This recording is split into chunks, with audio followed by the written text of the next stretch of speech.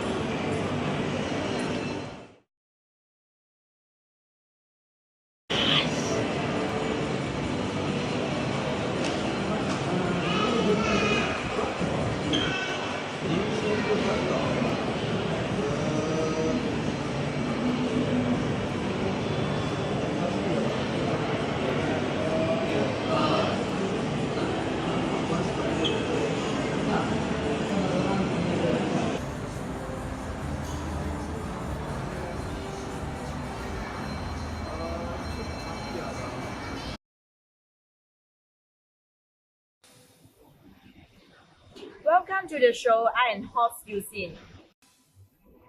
We do enjoy the coexistence of different culture, races, food, and many more. Everyone has their own thoughts about culture and religion. Sometimes conflicts are happen because of the misunderstanding among each other, including racism. So today I will bring you into the deep discussions about racism. Let's find out.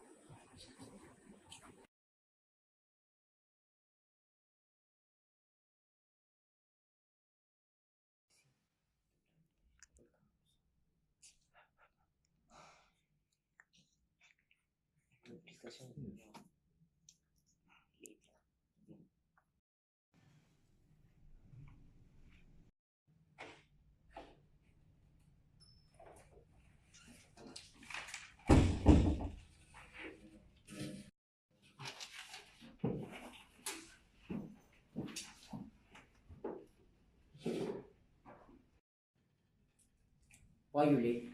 You know right, today we have a discussion and exercise have to do. You're already late for 30 minutes. You know right, when you want to do the discussions? Now the exercise already going to start. That's why like people say Malay was lazy. Right, these guys. Hey, stop talking, guys. You know we have an exercise today. So start the exercise now. And you, Ama, why you come late? And next time don't. Everyone take out your phone. Give it to me now.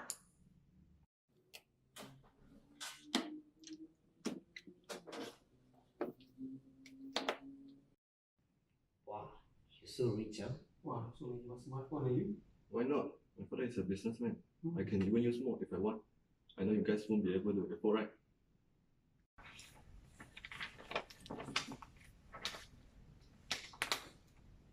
Where is yours? Oh, I didn't bring.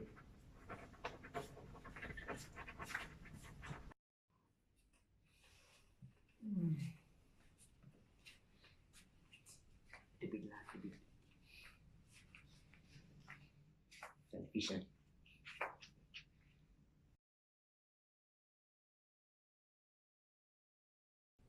Time's up.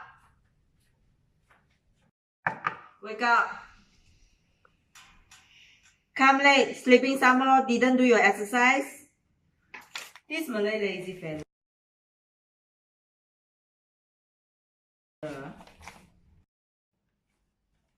Don't add your gangster reason here. I know you are rich, but don't show off.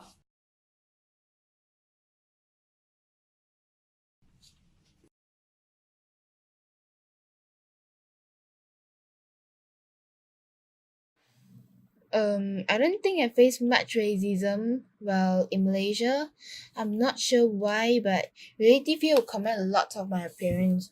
If I have a darker skin, my aunt will probably have this shocked expression and tell me that I'm dark and give this face. But in Indonesia, my relative won't comment much on my appearance. Okay, first of all, the type of races that I go through is more to skin color. And yes, these things happened when I was secondary school. It's quite difficult for me actually to overcome those races,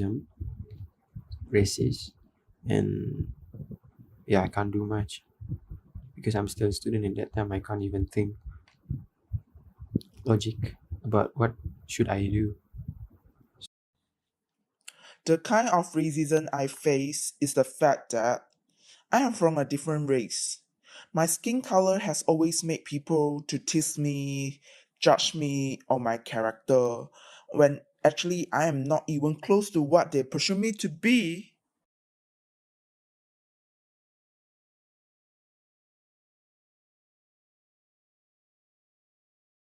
Perception about racism is very bad in terms of feelings, especially one word can destroy someone's life without we notice it, which mean it will be the same as how another people they throw those kind of racist words to another person, which without they notice they already broke someone's hearts. And the people that's already broke, they just cover up with a smile, so they can't even do anything. So they just smile, and behind those smiles already have meaning and have a story, which they already heard by those kind of words that been thrown by others when it comes to racism.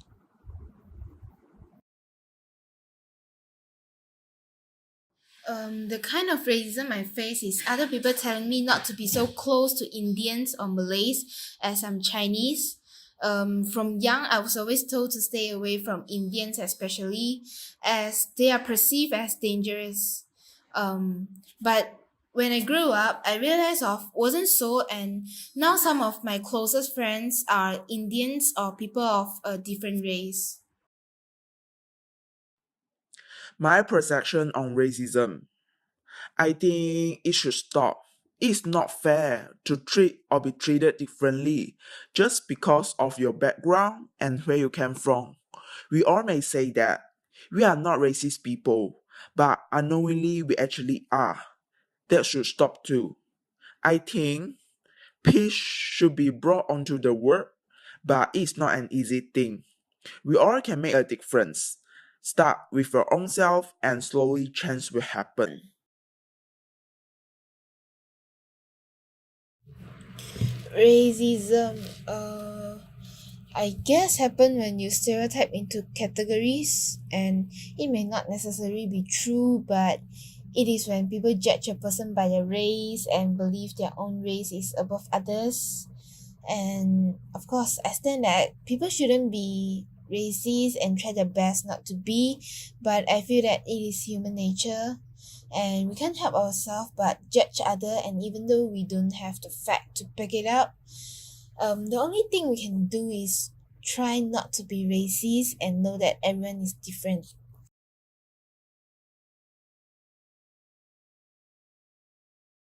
For me myself, I feel down, and it affects my day mood and my confidence itself. Like some people, they just make those kind of season statement and call as a joke, but in the end, the person who had go through those things will be suffered. And yes, I feel so down. I even feels my friend just don't want to be friends with me because of my skin color. It's such a harsh plus a bad day for me when someone's saying all those words and try to judging me just because of my skin color is different with others.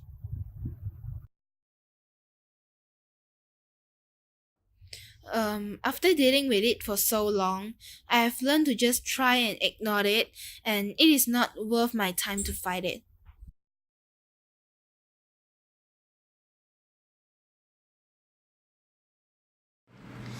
I personally never experienced any of these, which is good, I guess, but I know my grandma called my cousin Indian girl just because she naturally darker.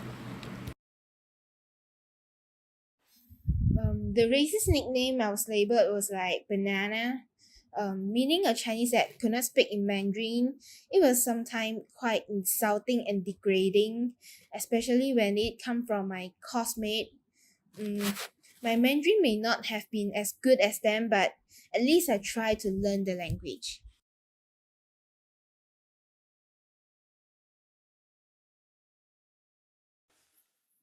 When I go out, yes, I am treated differently sometimes, but the racism is so bad that I have gotten used to it.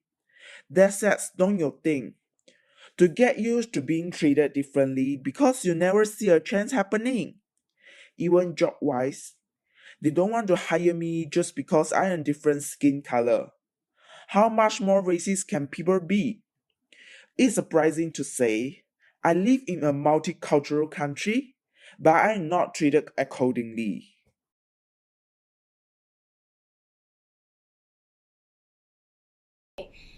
This is one of my close family members, one of my relatives. Okay, um, he's a old guy, old man. Old man. Yes, he is very racist towards Malays, Muslim. Okay, he even he won't even enter Malay shop or Malay store to have their food until this extent. After that, I got to know why he has this kind of attitude or thinking towards Malay and Muslims. It's because based on his own personal story, his own personal background, that he has a son. This man is a Chinese man. He has a son who later on converted to Muslim without him knowing. To go a bit deeper about this, this son was mixing with a few Muslim friends. I'm not sure is it his friends. Then later on, they brought him to an island, and then I think they somehow pray, or I'm not sure what were they doing that. I don't want to talk more about this. Just that later on, he converted. So this old man believed that his son was being influenced or being forced or being jumpy to convert to become a Muslim.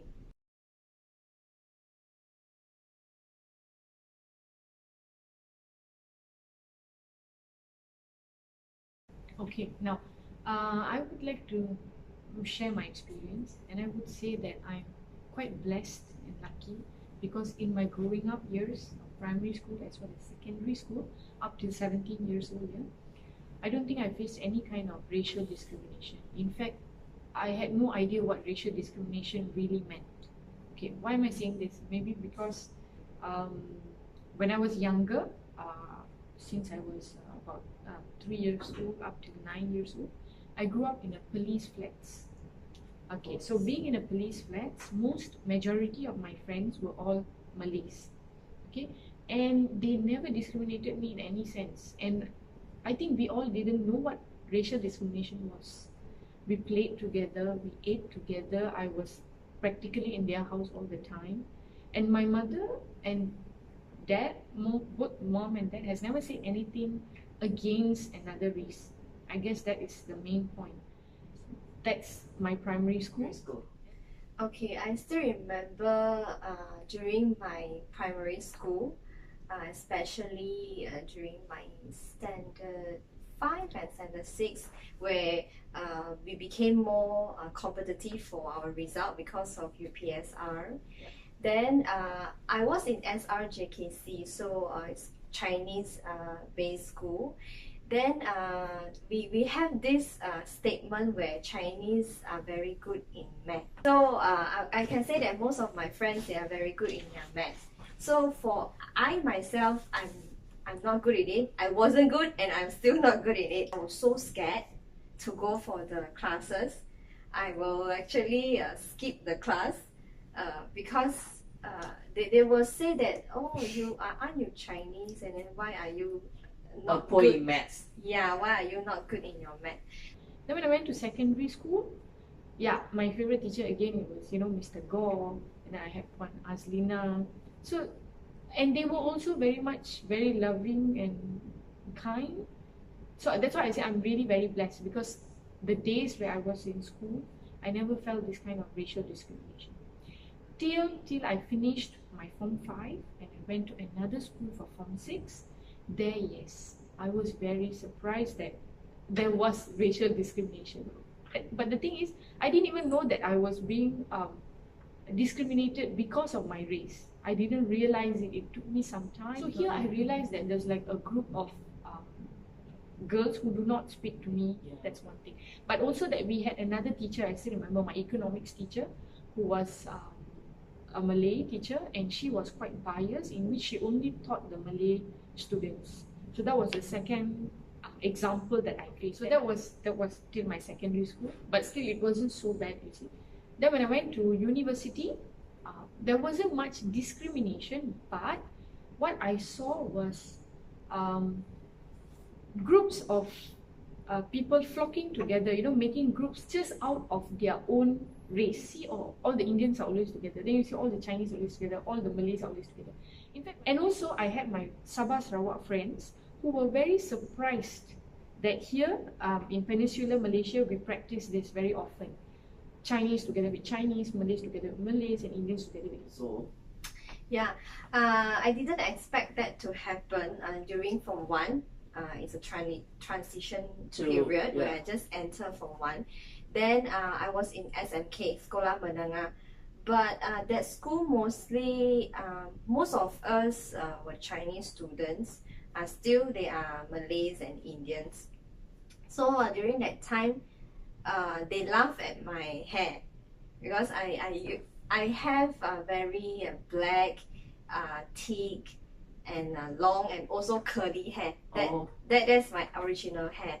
So during that time, the Chinese, I would say mostly Chinese, they tease at me, they laugh at me for having Indian's hair. So Very little, okay? Perhaps because I'm in an education industry, and to me, education industry is all about values as well. But very honestly, I'm very surprised that my husband goes through this. Racism, yes. And I feel so sad that my husband goes through this at his workplace. I feel very sad. I feel very sad.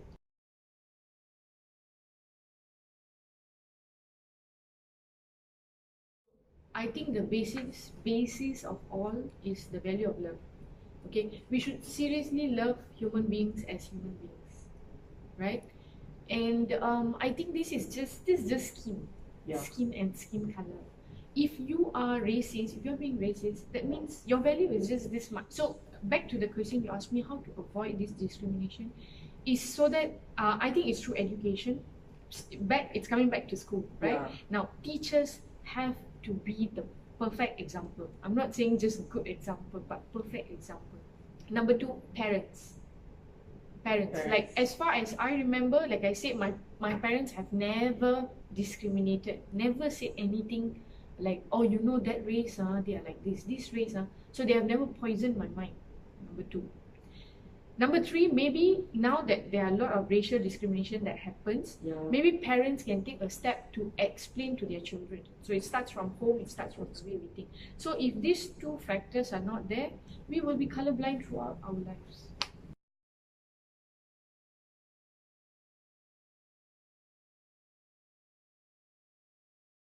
Important question to be addressed actually. So like what I said just now, we fix it at home level. Parents must have the awareness of being colorblind.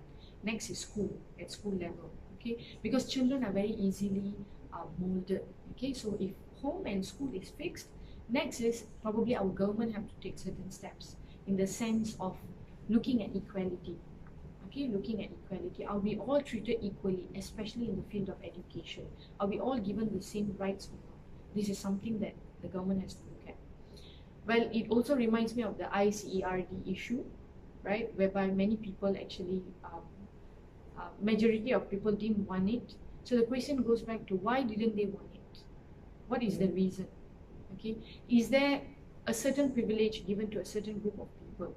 And what is the outcome of that? That's one thing to be thought about.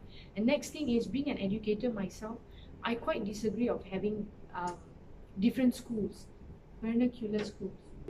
Okay, so why I don't believe in this is because if we want to have unity, we start at the school level again. We're talking about children. So if we follow the Singapore school system, we can have POL, people's own language, in which even better, because they force the if you're an Indian, you have to learn Tamil. If you're Chinese, you learn Mandarin. So you still learn your own language. And then maybe you are talking about culture. You're talking about culture. Culture can be a part of this own language classes. So there are many things, but I really hope, because this is the country that I love, so I will pray that things get better. Okay, when we're talking about racial discrimination, people tend to think racism is a kind of natural and innate, but for me, it's more of a psychological trait, and also how the societal structure is influencing someone with this kind of thinking and actually do that. I would say in a school, in education setting, is from the adults themselves. Start from that, because there are many news that the teachers and then the officers, they discriminate. okay, they have prejudice on certain kind of people. Okay, so with school we start from the young kids, like the adult not behaving in a way, not by action and also not by words, because children, small kids, they pick up very fast from this. So in terms of individual and society, we are playing as a whole. So from here, we can do prevention and minimize the discrimination.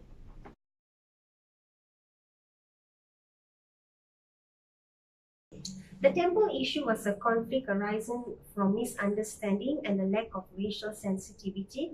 To make matter worse, the issue was being politic.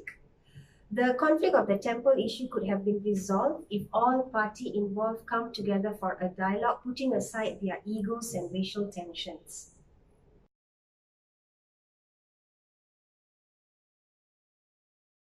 One thing has to be made clear. Insulting one religion is never right.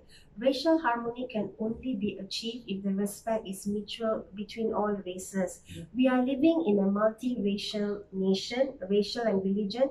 So religion issues will always be sensitive issue, and someone to disrupt that peace has to be punished severely. And if I'm not wrong, the person has been punished. But one has to understand respect has to be mutual. Thus, the punishment doesn't only applies to insulting Islam, but to every religion that is being practiced in Malaysia.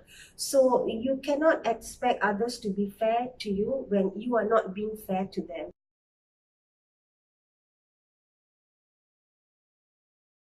One of the most prominent factors that causes racial discrimination is the lack of understanding or sensitivity.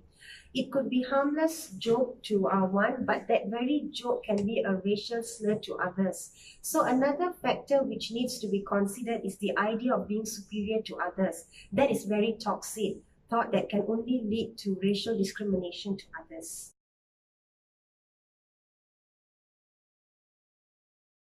In my opinion, socialization or upbringing background do play an important part in racial discrimination. The family or parents' belief as well social opinion has an influence on a person's psychological conditioning.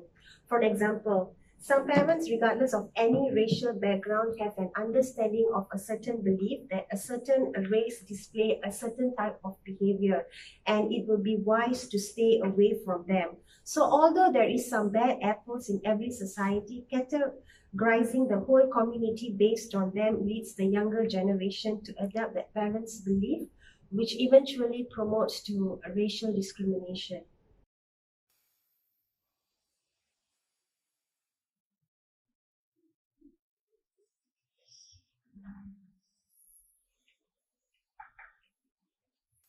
Well, we all know that solving racism issue is actually not an easy task, and it should get cooperation from all aspects. We always remember deeply in our heart, which is we are having multiracialism, multicultural, multi-society is the asset of our nation. We should appreciate it and defend it. Thank you for watching the show.